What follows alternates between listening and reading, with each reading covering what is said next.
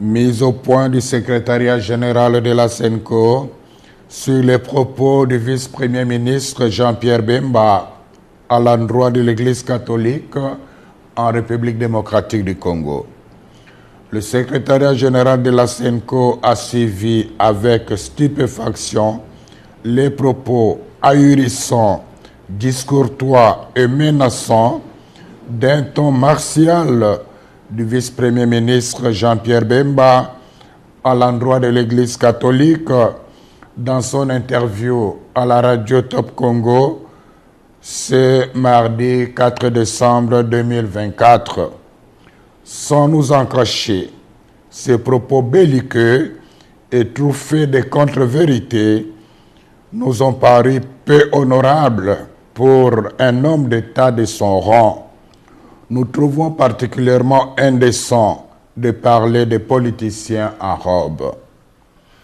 Pour rappel, parlant de l'Église catholique, le ministre des Transports et Voies de Communication a commencé par affirmer que le président de la République a accordé à chacun des 47 diocèses la faveur de bénéficier d'un montant de 1 million de dollars pour la contribution des œuvres caritatives et de développement.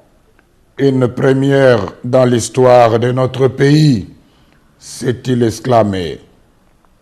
Ensuite, il s'est interrogé si les ouvrages financés ont été réellement réalisés, insinuant par le fait même que les fonds octroyés pourraient avoir pris une autre destination. Nous comprenons bien l'ironie cachée derrière une interrogation apparemment innocente. Nous déplorons cette sortie médiatique émaillée d'allusions, d'attaques et de procès d'intention contre l'Église catholique en République démocratique du Congo. Nous sommes affligés de constater que M. Bemba ne maîtrise pas les dossiers des projets financés par le Trésor public à la demande du chef de l'État. Au nom de la sagesse élémentaire, il aurait intérêt à s'informer davantage avant de prendre publiquement la parole. Revenons aux faits. La vérité est qu'il y a plus de 2 ans, à la demande personnelle et insistante du président de la République, conformément à la mise en application de l'accord cadre entre le Saint-Siège et la République démocratique du Congo sur les matières d'intérêt commun, le gouvernement de la RD Congo et l'Église catholique ont convenu de collaborer pour la mise en œuvre de projets sociaux et économiques à impact visible en faveur des populations locales à travers les 48 diocèses de la RD Congo.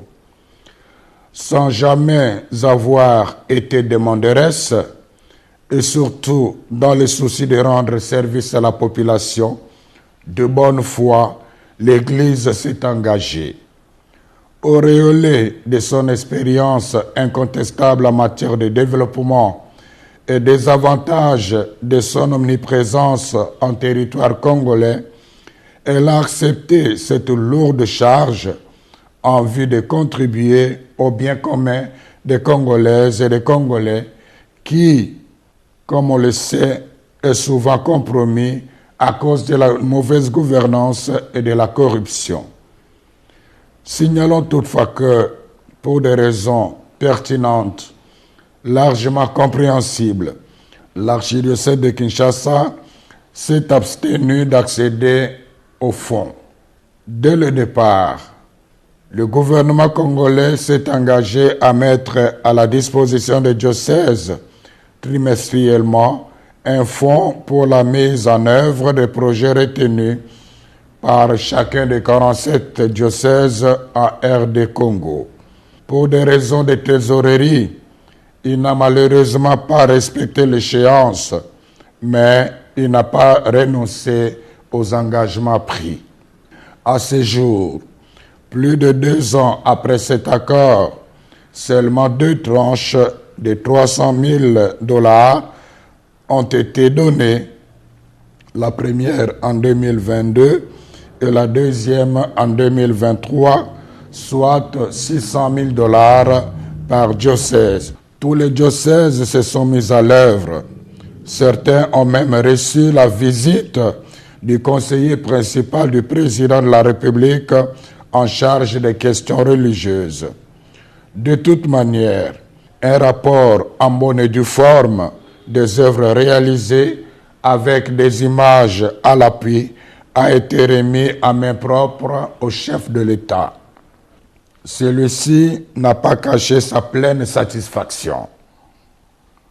Une copie de ces réalisations a été donnée aussi à Madame la Première ministre. Par souci de loyauté et de transparence, en collaboration avec la presse de la présidence de la République, le secrétariat général de la SENCO a réalisé une émission sur le travail accompli.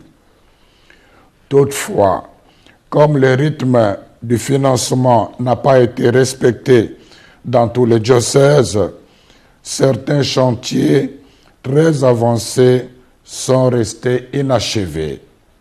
À ce jour, une autre tranche de $300,000 a été annoncée et permettra de continuer l'exécution des projets réalisés avec beaucoup de sacrifices en dépit d'énormes difficultés de transaction et de transport. Quant à nous, sans faux fuyant, nous sommes prêts à recevoir l'IGF pour vérifier toute la comptabilité.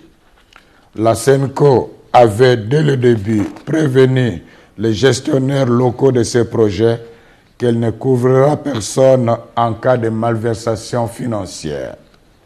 Nous demandons au vice-premier ministre Jean-Pierre Bemba de rendre publiques les preuves de ces allégations de $1 million mises à la disposition de chaque diocèse.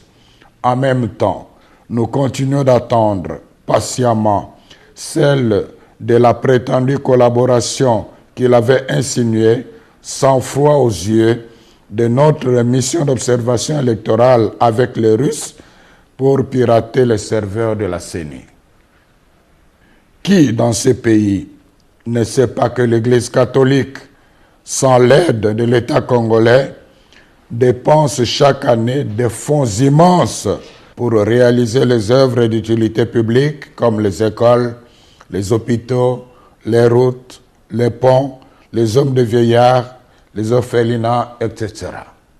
Par ailleurs, nous avons apprécié que le vice-premier ministre, ministre des Transports et Voies de Communication, rappelle la mission des hommes de Dieu de rassembler tous les fils et filles de la RDC, de parler de la paix et de l'unité. La question fondamentale est celle de savoir comment lui et ses alliés ont-ils accueilli les multiples appels de la SENCO ces dernières années au respect des principes démocratiques et des droits de l'homme, à la transparence du processus électoral et à l'organisation des concertations des représentants des forces politiques et de la société civile afin de renforcer la cohésion nationale et d'affronter ensemble les défis sécuritaires. N'est-ce pas au nom de la même paix que la SENCO demande de ne réviser ni changer maladroitement et imprudemment la Constitution? C'est toujours au nom de la paix que la même Église catholique avait demandé au VPM Jean-Pierre Bemba de ne pas s'engager dans un conflit armé post-électoral.